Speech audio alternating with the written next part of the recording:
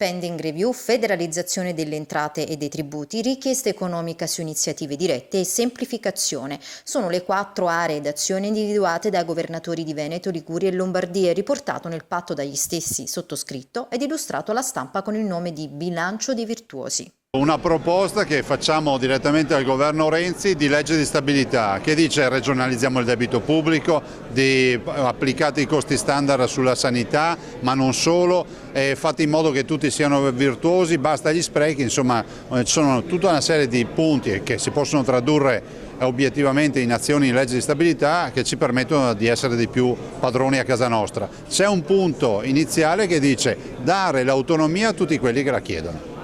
L'abbiamo chiamato il bilancio dei virtuosi perché noi siamo una regione regioni virtuose.